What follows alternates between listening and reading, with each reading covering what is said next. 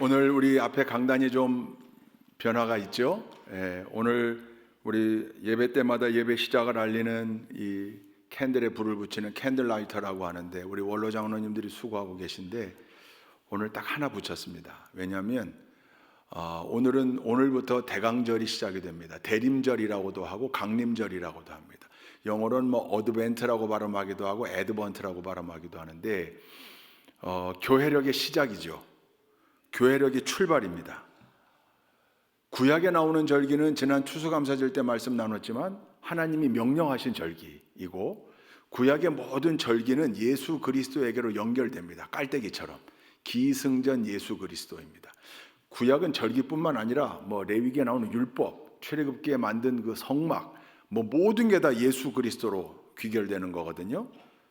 근데 이 교회력이라고 하는 건 예수님 탄생 이후에 예수님의 놀라운 구원 사역과 부활 승리 승천하신 이후에 교회가 태동되어지면서 만든 캘렌더입니다. 철치 캘렌더라고 하는데 교회의 달력이죠. 그 교회의 달력의 중심은 동일하게 예수 그리스도 때문에 생긴 달력입니다. 그러니까 교회력의 출발이 대강절부터 시작됩니다. 왜냐하면 이 대강절, 대림절, 강림절은 예수님의 탄생을 기다리고 대망하고 준비하는 절기거든요. 성탄절 12월 25일로부터 역산해서 4주간을 말합니다. 25일이 때로는 주일이 되기도 하는데 그럴 때마다 조금씩 달라지죠. 무조건 성탄절 이전에 4주간입니다. 예수님의 오심을 기념하고 아기 예수의 탄생을 기다리고 대망하고 그리고 예수님 맞을 준비하는 절기. 교회력의 색깔이 보라색입니다. 보라색. 그래서 제가 오늘 스톨도 보라색으로 바꿨고 우리 강단보도 보라색으로 바뀌어 있고 초가 5개가 되어 있는데 예전에는 보라색 4개에 흰초 이렇게 했는데 왜 5개냐면 대림절은 4주간으로 되어 있지만 가운데 흰초는 뭘 상징할까요? 성탄절입니다. 성탄절. 성탄절의 색깔은 흰색이거든요. 그래서 기다리는 거예요. 대림절 첫 주에는 보라색 초 하나를 켜고 그래서 이걸 조금 기다림을 조금 더 리얼하게 표현하자. 그래서 요즘은 이렇게 찐보라에서부터 연보라 가서 흰색으로. 그러면 이 초를 하나씩 켤 때마다 오늘은 첫 주일이니까 하나를 켰고 우리 장로님이 다음 주는 둘째 주일이니까 2개를 켭니다. 그 다음 주일은 셋째 주일이니까 3개, 그 다음 주일은 4개, 그리고 성탄절에는 5개를 다 켭니다. 가운데 흰초까지. 이게 교회력을 자꾸 생각하자는 거예요. 결국은 교회력의 의미를 되새기자는 얘기는 예수 그리스도를 생각하자는 의미입니다. 그래서 대강절에 대림절의 상징이 2개. 제가 이제 자꾸 입에는 제가 대강절이 붙어 있어요. 대강절, 대림절, 강림절 다 같은 말인데 오랫동안 저희가 군인교회에서는 대강절을 쓰다 보니까 대강절이 붙어 있는데 우리 감리교는 그냥 대림절로 표기하기로 통일을 했더라고요. 그래서 주보에는 다 대림절로 나가지만 그냥 그렇게 대림절, 대강절이라고 해도 대림절, 강림절로 알아들으시면 됩니다. 이 상징이 크게 2가지가 있어요. 첫째는 이 촛대고요. 또 하나는 크리스마스 초콜릿입니다. 땡스기빙 데이가 끝나면 추수감사절이 끝나면 아이들에게 그 초콜릿을 선물해 주는데 30개로 돼 있기도 하고 어떤 건 20개로 돼 있기도 해요. 그럼 언제부터 이걸 빼먹습니까? D-30 D-Day가 언제입니까? D-Day 성탄절. 아침에 그 크리스마스 초콜릿 하나 빼먹으면서 이제 29일 남았다, 이제 28일 남았다, 이제 27일 남았다 기다리는 거죠. 성탄절을 초콜릿 하나씩 빼먹으면서 아이들이, 물론 이 아이들이 예수님을 기다리면 좋겠지만 이 아이들은 누구를 기다릴까요? 산타 할아버지와 초콜릿 빼먹는 기쁨뿐만 아니라 이걸 하나씩 빼먹으면서 산타 할아버지를 더 기다리겠죠. 선물을. 그러나 그게 상징하는 것은 기쁨으로, 설레임으로, 기대함으로, 흥분됨으로 성탄절을 기다리고 준비하자.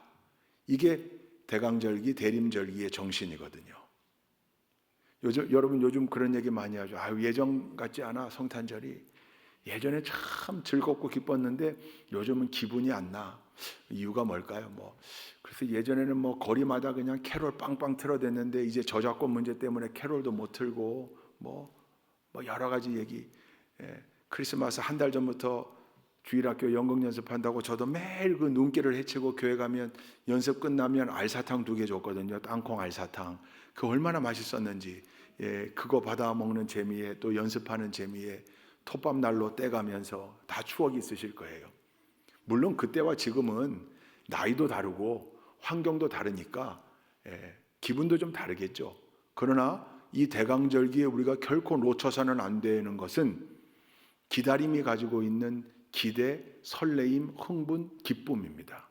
이걸 놓치면 안 됩니다. 왜? 우리가 예수님 오심을 준비하고 기다리는 건데 거기에 기쁨이 사라지고 설레임이 사라지고 기대가 사라지고 예수님 매년 오신다. 올해도 오시고 내년에도 오시고 성탄절은 계속 쭉 있어. 뭐 이런 자세로 성탄을 기다리면 기쁨과 기대가 없겠죠.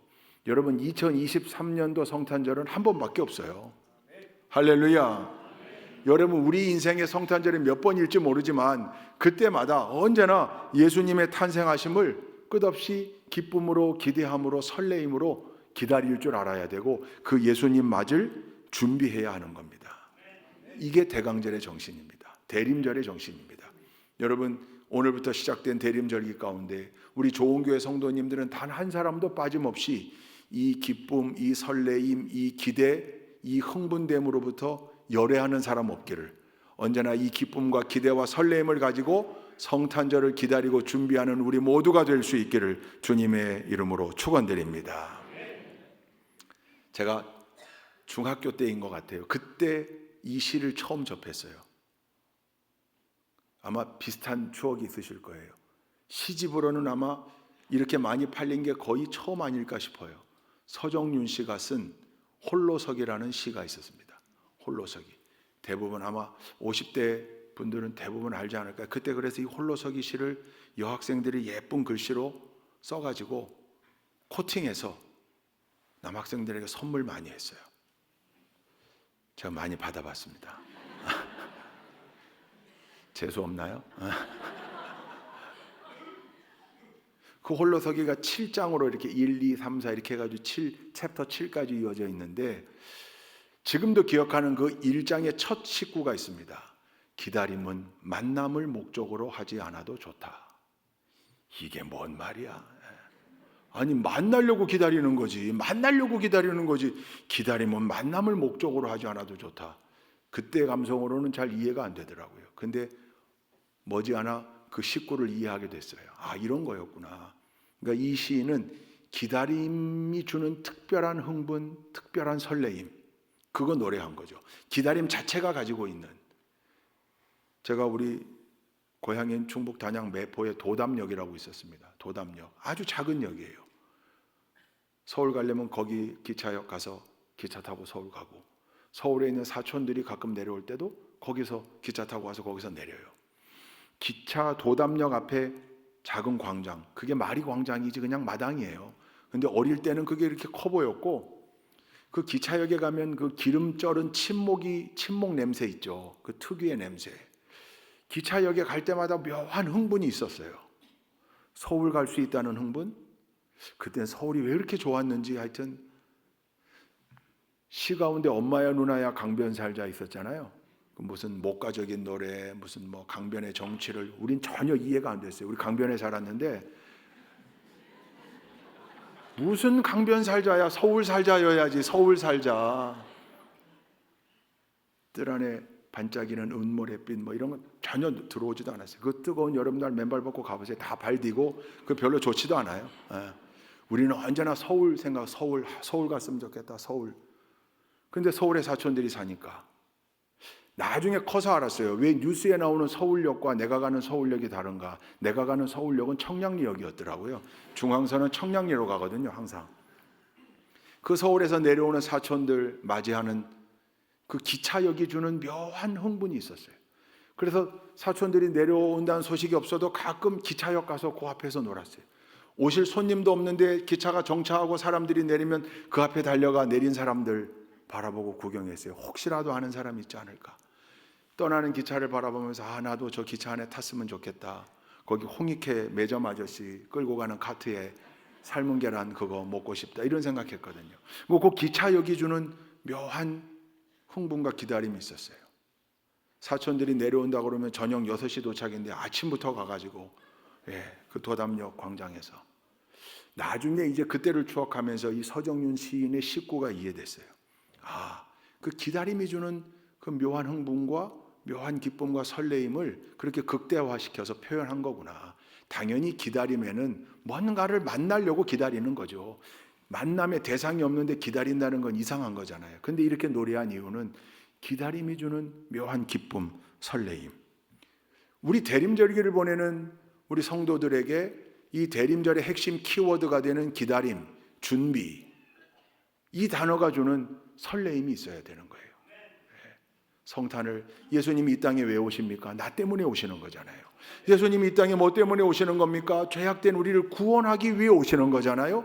우리를 살리려고 오시고, 우리를 위로하려고 오시고, 우리를 고치려고 오시고, 우리를 축복하기 위해 오시는 겁니다. 그러니 예수님 자체가 위대한 선물이니까 그 기다림에 설레임이 있어야죠. 성경에도 보면 구약 성경에 이 메시아를 학수고대하며 기다린 수많은 사람들의 기록이 있습니다. 하나님이 당신의 일꾼들을 뽑아 예언자로 선지자로 세우시고 그들의 입을 통해 메시아가 이 땅에 올 거다, 내가 메시아를 보낼 거다, 구원자를 보낼 거다, 그러니 기다려라, 그가 너희를 구원할 거다. 할렐루야. 대표적인 사람이 누굽니까? 이사야 아닙니까? 이사야 메시아에 대해서 예언했습니다. 수많은 예언자들이 예수님이 탄생하심을 예언했습니다. 기다렸습니다. 그 메시아에 대한 기다림 약속을 다 잊어버리고 살다가 느부갓네살 왕 침공받고 BC 586년에 예루살렘이 쫄딱 망했습니다. 이스라엘 백성들이, 예루살렘 거민들이 포로로 끌려갑니다. 그제서야 정신 차립니다. 그때 정신 차리고 다시금 토라, 모세오경, 율법과 하나님의 말씀을 다시금 그 바벨론 강가에서 포로 생활하면서 다시금 기억해내고 기록하고 편집할 때 그들이 붙잡았던 게 메시아에 대한 약속이었습니다. 그러니 그 바벨론 강가에서 눈물로 메시아를 기다렸던 거죠. 그 메시아를 향한 학수고대하는 마음이 그 이후에 계속 이스라엘 백성들에게 이어집니다. 그리고 오늘 우리가 읽은 누가복음 본문에 드디어 예수님이 탄생하셔서 예루살렘 성전에 올라가십니다. 정결 예식을 위해서 올라가십니다. 어떤 학자들은 이때 할례를 받았다 이렇게 얘기하기도 하는데 올라왔어요. 아기 예수님이 성전에 올라온 겁니다. 그때 오늘 보니까, 본문 보니까 그 아기 예수님을 만난 대표적인 인물 두 사람을 누가복음이 기록하고 있습니다. 누굽니까? 시므온. 또 누굽니까? 안나. 아주 이 양성평등의 관점에서 대표적으로 남자와 여자를 한 사람씩 기록해놨습니다. 시므온, 안나. 시므온 얘기를 먼저 해볼 텐데 여러분 그림을 하나 먼저 보시죠. 렘브란트라고 하는 아주 유명한 저 17세기 바로크 미술의 거장입니다. 네덜란드가 자랑하는 거장 화가입니다. 렘브란트가 그린 이 그림의 제목이 시므온의 노래입니다. 시므온의 노래. 저 할아버지가 시므온입니다. 이 렘브란트가 인물의 표정과 얼굴을 잘 묘사하기로 유명한 화가인데 저 그림에 보면 머리가 다 하얗게 백발이고 수염도 길게 자라 있잖아요. 오랜 세월 메시아를 기다린 것을 표현한다. 이제 물론 화가들 그 이후에 그림을 보고 많은 사람들이 해석하는 거예요.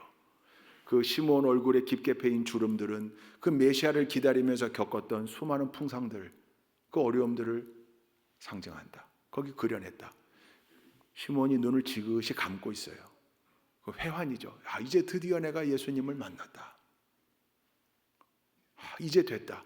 그런 표정이라는 거예요. 근데 중요한 건 여러분 저 시므온이 아기 예수님을 안고 있는데 손을 보십시오.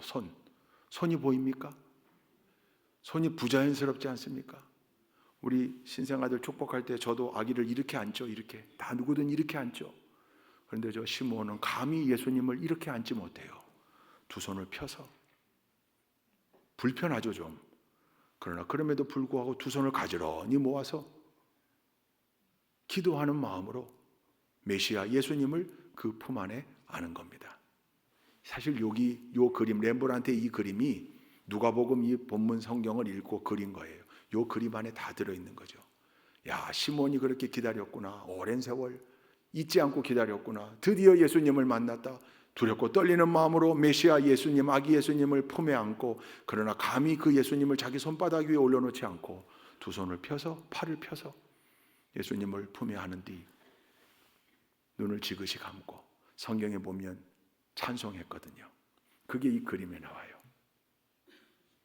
오늘 본문의 스토리 가운데 한 부분이 그림 안에 담겨 있는 겁니다.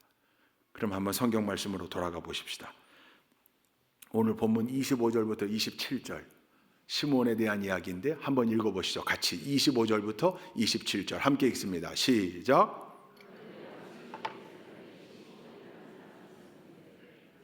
그 사람은 의롭고 경건한 사람이므로 이스라엘이 받을 위로를 기다리고 있었고 또 성령이 그에게 임하여 계셨다. 그는 주님께서 세우신 그리스도를 보기 전에는 죽지 아니할 것이라는 성령의 지시를 받은 사람이었다. 그가 성령의 인도로 성전에 들어갔을 때에 마침 아기의 부모가 율법이 정한 대로 행하고자 하여 아기 예수를 데리고 들어왔다. 아멘. 아멘. 여러분, 이 핵심 구절에 아주 중요한 세 가지가 있습니다. 그 세 가지를 오늘 여러분과 나눌 말씀인데, 첫째는 이 시몬이 기다린 메시아를 이스라엘이 받을 위로라고 표현했습니다. 위로. 둘째는 성령님께서 시몬에게 말씀하셨었구나. 네 인생 가운데 메시아를 보게 될 거다. 죽기 전에 반드시 메시아가 이 땅에 올 거다. 성령께서. 세 번째, 성령의 강권적 인도하심으로 어디에서 예수님을 만났다? 성전에 올라와 예수님을 만났다. 우리가 꼭 놓치지 말아야 될 세 가지, 주목해야 되는 세 가지. 첫째, 여러분 이스라엘이 받을 위로라고 메시아를 표현했거든요. 우리 세 번역에 개역개정 성경에는 그냥 이스라엘의 위로 이렇게 돼 있어요. 영어 성경을 찾아보면 영어 성경의 대표가 뉴 인터내셔널 버전이죠. NIV라고 하는. 또 옛날 성경은 대표적인 게 킹 제임스 버전이 있어요. 공히 뭐라고 표현하고 있냐면 Consolation of Israel 그렇게 돼 있어요. 이스라엘의 위로예요. 다 그렇게 돼 있어요. 위로라고 했어요. 여러분 왜 예수님이 위로가 되십니까? 예수님이 이 땅에 오셨는데 그분이 왜 우리의 위로가 되십니까? 여기 신학적 본질이 있습니다. 여기 아주 중요한 삼위일체 교리의 근거가 있습니다. 삼위일체는 주일학교에서 삼위일체를 설명하면 너무 쉬워요. 신학교에서 삼위일체를 설명하면 너무 어려워요. 신비거든요. 이걸 어떻게 말로 글로 표현해내기가 어려워요. 그걸 그냥 아이들에게는 단순하게 한 분인데 목사님이 교회에서는 목사님이고 집에서는 아빠고 뭐 밖에 나가면 아저씨고 뭐 이런 걸로 설명하잖아요. 아 그렇구나 한 분인데 옷도 달리 입고 뭐 이렇게 아주 간단하고 쉽죠. 그러나 삼위일체 교리는 수많은 신학자들도 연구하고 결국 끝에 한다는 소리가 똑같아요. 신비다. 이건 신비다. 왜냐하면 자칫 잘못하면 삼신론으로 빠지기 쉽고 왜냐하면 설명하기가 참 어려워요 글로. 근데 그 한 축을 담당하는 근거 구절이 여기 있어요. 여러분 예수님을 우리가 독생자 하나님의 아들이라고도 표현하지만 예수님은 하나님 자신이십니다. 예수님이 하나님이십니다. 동의하시면 아멘. 이게 우리 신앙의 굉장한 한 축이에요. 이게 삼위일체 교리거든요. 근데 그 하나님이 높고 높은 보좌를 버리시고 낮고 천한 이 땅에 오셨는데 어떤 모습으로 오셨는가? 우리와 똑같은 모습으로. 우리와 똑같은 이게 성육신이잖아요. 인카네이션 성육신이잖아요. 말씀이 육신이 되었다. 하나님이 육신이 되어 이 땅에 태어나셨다. 우리와 똑같은 모습으로 오셨다.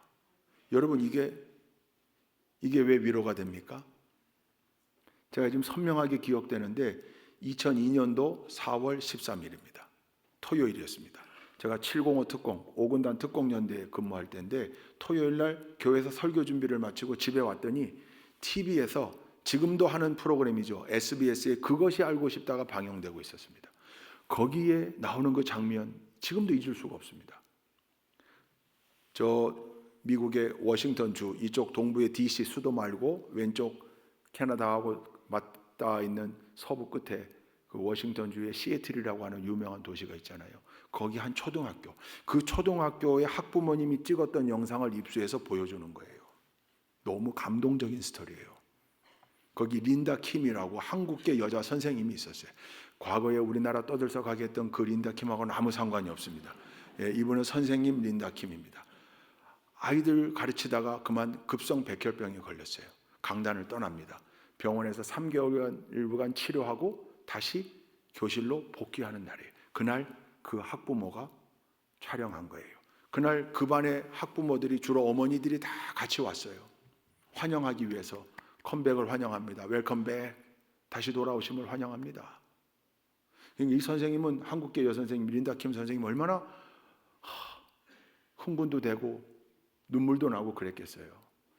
머리에 모자를 썼어요. 3개월간 항암 치료하느라고 머리가 다, 그 아름답던 장발의 머리가 다 빠지고 모자를 썼어요. 그리고 눈물이 그렁그렁해서 두근거리는 마음을 가지고 교실 문을 열고 들어갑니다. 아이들과 학부형들이 열렬한 박수로 선생님을 환영해요. 그 뒤에 참 웰컴백. 린다 킴 선생님이 교단 위에 섰습니다. 근데 한 가지 이상한 건 아이들도 다 빵모자를 쓰고 있어요. 아이들도. 그때 한 학부형의 인도에 따라 하나, 둘, 셋 아이들이 다 벗는데요. 다 밀었어요. 머리를 다 밀었어요. 남자아이건 여자아이건 머리를 다 밀었어요. 여러분, 미국에서 이 우리가 흔히 말하는 빡빡머리, 스킨헤드, 이거는 아주 안 좋은 의미로도 쓰여요. 그래서 잘 안 밀어요. 더군다나 여자아이들인데 밀었어요. 같은 모습인 거예요. 선생님, 우리가 응원합니다. 선생님, 슬퍼하지 마세요. 우리도 같이 밀었어요. 우리 똑같아요. 모자 벗고 수업하셔도 돼요. 여러분, 그 린다 킴 선생님이 통곡하지 않고 어찌 견딜 수 있었겠습니까? 너무 감동적이었어요. 그거 외에 다른 어떤 더 위로가 있을까요? 그 학부형들 너무 감사한 사람들 아니에요? 그러니까 이 린다 킴 선생님이 평소에 얼마나 아이들과 학부형들에게 존경받는 선생님이었으면 자기들이 그걸 다 밀어서 선생님 너무 슬퍼하지 말라고 그렇게 할 수 있었을까? 너무 감동적이었어요. 어마어마한 위로죠. 가장 큰 위로가 뭡니까?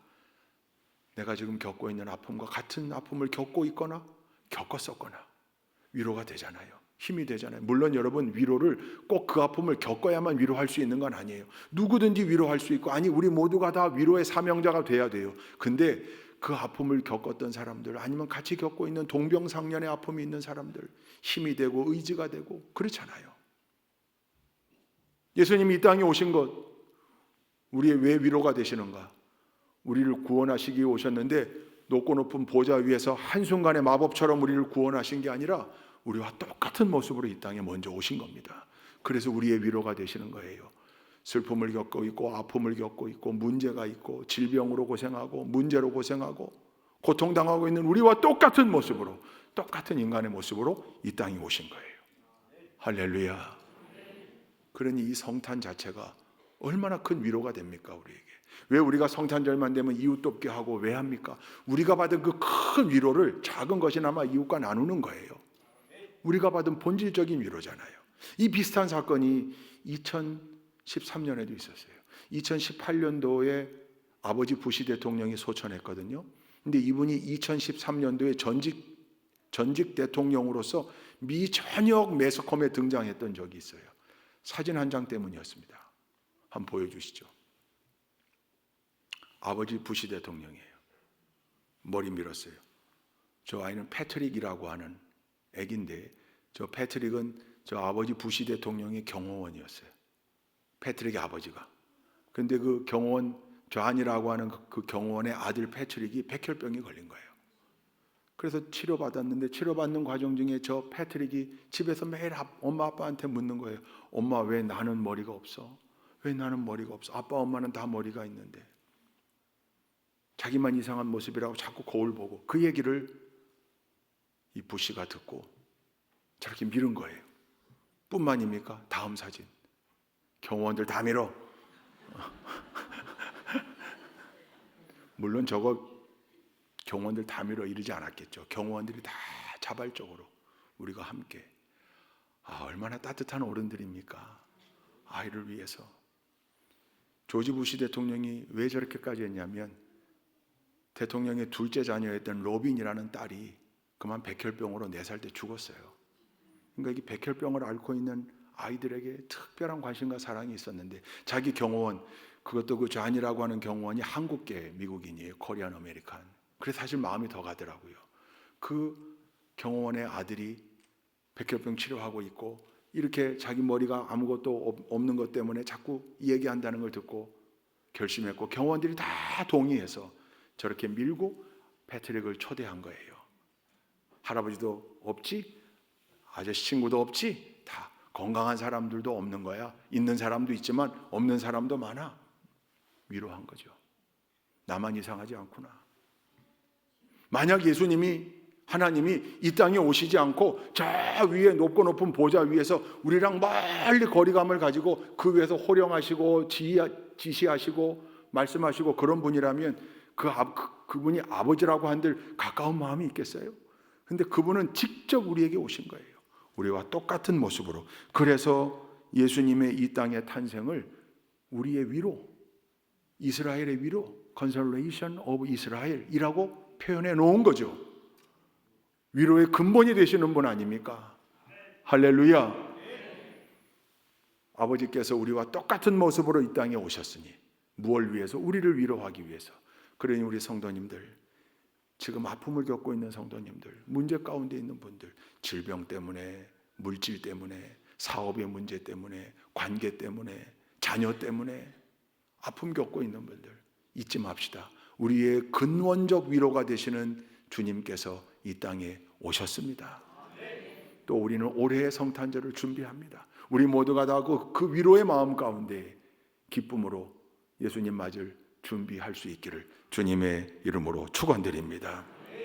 두 번째는 시므온이 그렇게 일평생 메시아를 기다린 이유가 무엇인가? 이미 약속도 있었지만, 말씀 약속이 있었지만 성령님께서 시므온에게 지시하셨다 그랬습니다. 성령님께서 시므온에게 말씀하셨습니다. 네가 죽기 전에는 반드시 메시아가 올 거다. 너는 죽기 전에 메시아를 반드시 만날 거다. 할렐루야. 그때부터 메시아를 만나는 일이 시므온의 생애 목표가 되었겠죠. 자기가 스스로 세운 목표가 아니에요. 성령님의 말씀하심이었어요. 기다립니다. 여러분, 기다림이 이렇게 수십 년, 청년 때 왔으면 좋을 텐데 장년이 되고 노년이 되고 이제 갈 날이 멀지 않았는데 언제 오실래나 마음에 조바심도 나고 안달도 나고 노심초사도 되고 때때로 낙심도 되고 그러지 않았겠어요? 그러나 놓칠 수는 없었습니다. 포기하지 않았습니다. 왜? 성령님께서 말씀하신 거기 때문에. 그러니까 단순히 자기의 버킷리스트가 아니에요. 단순히 자기의 버킷리스트가 아니라 분명하게 말씀에 근거하고 말씀으로 재확인된 목표입니다. 우리 이런 걸 교회 안에서는 비전이라고 그러죠. 그냥 내가 목표하고 내가 성취하고 싶은 목표만이 아니라 거기에는 하나님의 뜻이 있고 하나님의 영광이 있다. 우리는 이걸 믿음 안에서 비전이라고 합니다. 할렐루야. 시므온에게 이 비전이 있었던 거죠. 제가 언젠가 시간 날 때 또 간증하겠지만 저도 사연이 있게 태어나서 제 어머니 무릎 위에서 끊임없이 들었던 얘기, 너는 목사가 되라고 하나님이 보내주셨어. 너는 목사가 되라고 우리 가정이 허락한 아들이야. 그래서 너는 목사가 되어야만 해. 우리 어머니 무릎에서 세뇌를 당하고 살았습니다. 제가. 우리 마을이 기차가 지나가요. 철길이라 가면 안 되는데 근데 잘 아시겠지만 철길 가서 놀아요. 특히 그 대못 큰 거 구해가지고 기차 위에 올려놓은 차가 샹 지나가면 그게 납작한 칼이 되거든요. 그거 갖다가 나무에 끼우고 또 싹 쇳돌에 갈아가지고 그걸로 풀 베고 다니고 막 칼싸움. 옛날 놀 게 없으니까. 그러다가 우리 친구 하나가 그 성신양의 시멘트 나르는 기차에 그만 다리가 잘렸어요. 그때 이제 우리 친구들이 다 트라우마가 생기니까 한동안 거기를 못 가는 거죠. 근데 그때 제가 우리 친구들한테 한 얘기가 있어요. 나는 저 달려오는 기차에 뛰어들어도 안 죽는다. 왜? 우리 엄마 얘기가 나는 목사 되라고 하나님이 보냈다고 그랬는데 아직 목사가 안 됐거든. 참 어릴 때 그냥 순수한 믿음이었던 거죠. 근데 그때 그 친구의 얘기도 지금 기억나요.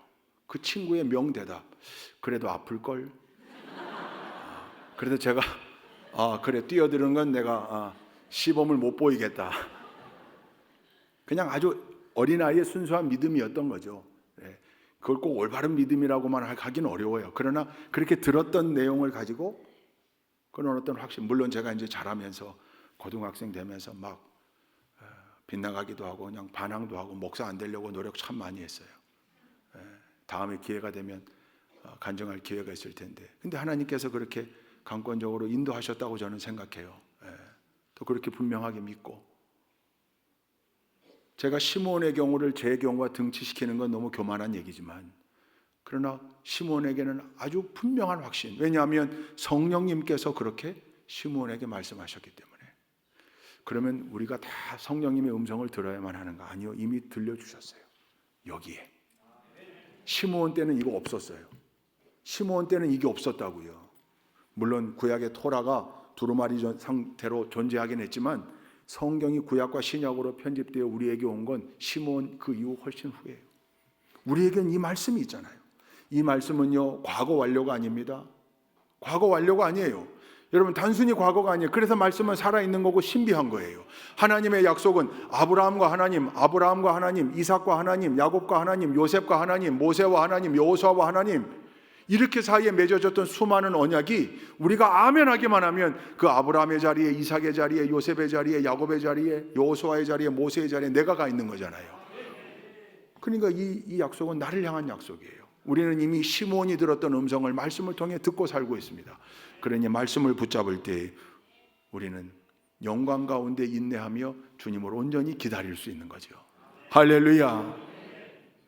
언제나 성령의 감동, 성령의 음성, 하나님의 말씀 위에 살아갈 수 있는 우리 모두가 되기를 주님의 이름으로 축원드립니다. 셋째, 중요한 것, 이 그렇게 기다렸던 성령의 지시를 받고 자기 생의 목표로 삼고 기다리고 기다렸던 예수 그리스도 메시아를 시므온이 어디에서 만납니까?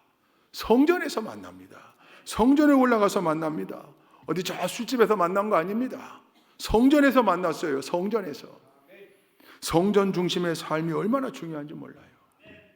여러분, 지금도 유튜브로 예배 드리시는 분들이 있으시죠?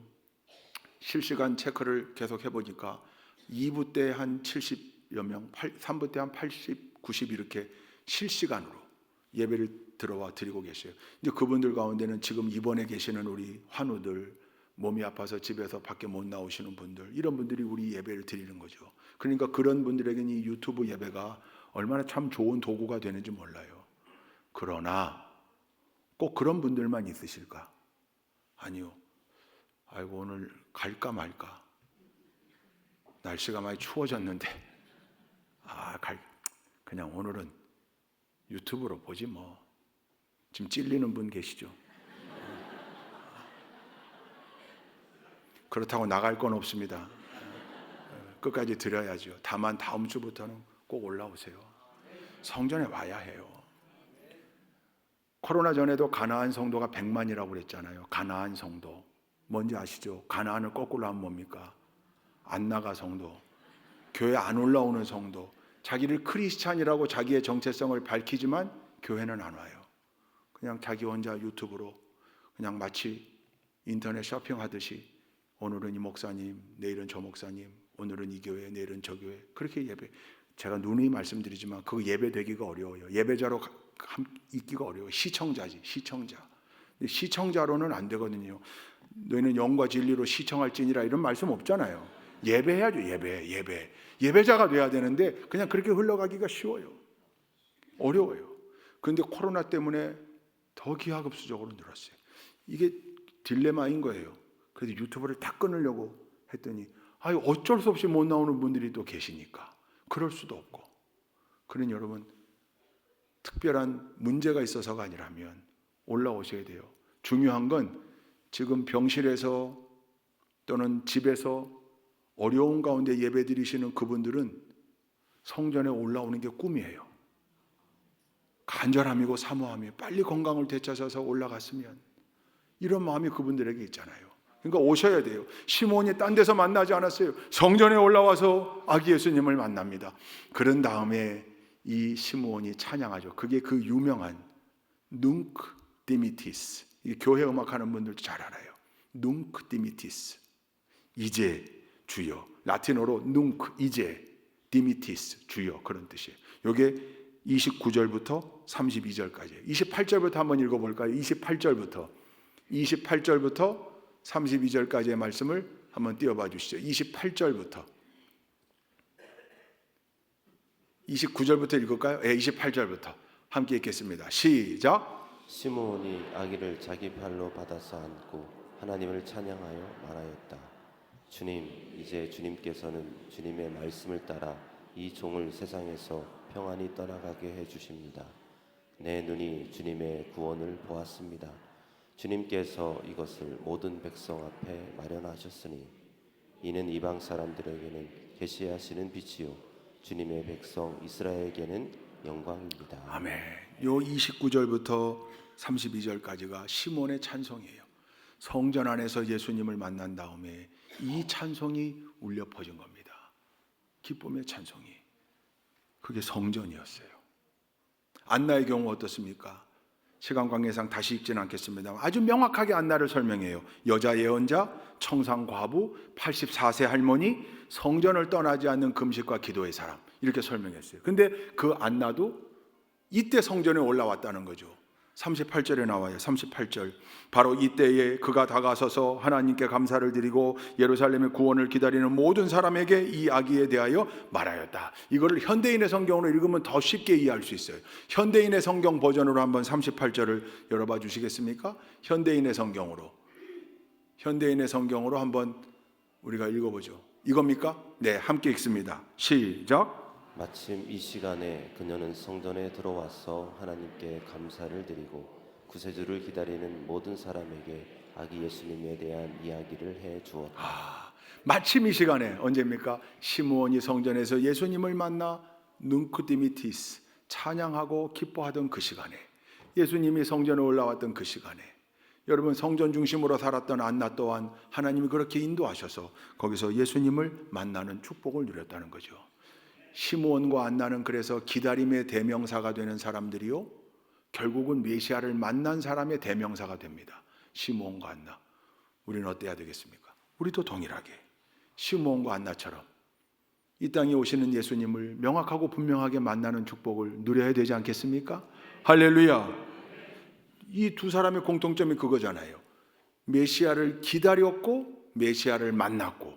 근데 어디에서? 성전에서.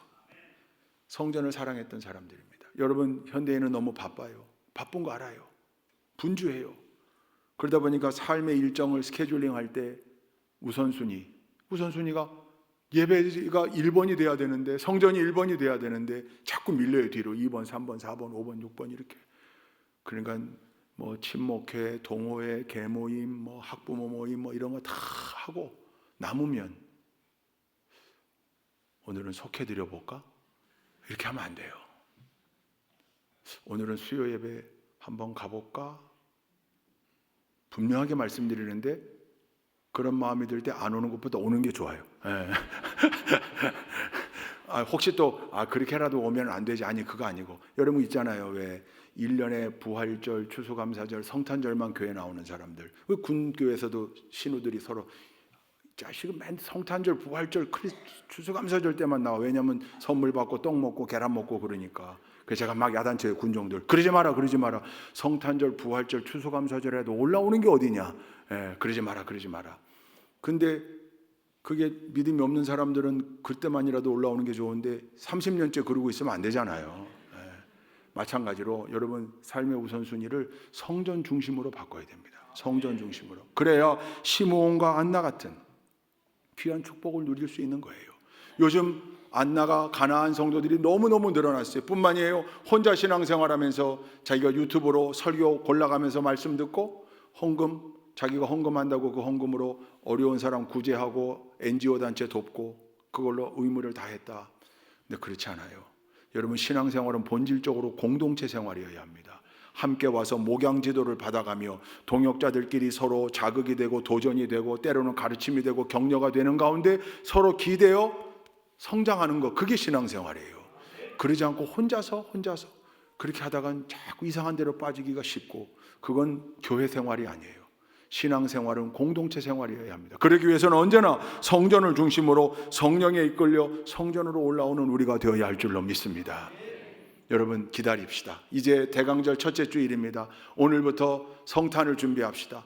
성탄 기쁨으로 아기 예수의 이 땅에 오심을 대망하며 기다립시다. 또 맞을 준비합시다. 그 안에 있는 많은 행사들이 있죠. 행사에 참여하고 특세에 참여하고 성탄 축하 발표회도 준비하고 예배도 준비하고 세례식도 준비하고 칸타타도 준비하고, 이게 다 예수님 맞을 준비하는 과정이에요. 기쁨으로, 즐거움으로. 할렐루야. 메시아를 간절히 기다리는 사람들이 자행자제하며 세상 죄악 속에 있을 수 없습니다. 그럴 수는 없습니다. 메시아를 간절히 기다리는 사람들이 성전을 멀리하며 예배의 자리를 멀리한다? 그럴 수 없습니다. 메시아를 간절히 기다리는 사람들이 성령의 음성을 무시하고 자기 뜻대로만 산다? 그럴 수도 없습니다. 메시아를 간절히 기다리는 사람들이 기도 생활을 등한히 하며 산다? 앞뒤가 안 맞는 말입니다. 메시아를 간절히 기다리는 사람들이 신앙생활 가운데 소망과 기대와 흥분과 기쁨을 잃어버렸다? 천만의 말씀, 그럴 수 없습니다. 메시아를 간절히 기다리는 사람들은 언제나 기쁨과 즐거움과 행복과 설레임과 기대를 가지고 소망을 가지고 성탄을 준비하게 되어 있습니다. 우리 좋은 교회 모든 믿음의 동역자들은 이 기다림과 이 설레임과 이 기쁨과 이 행복을 가지고 올해 성탄을 준비하는 귀한 은혜의 사람들이 되실 수 있기를 주님의 이름으로 축원드립니다. 기다림의 은혜입니다. 기다림은 결코 무의미하지 않습니다. 기도합시다.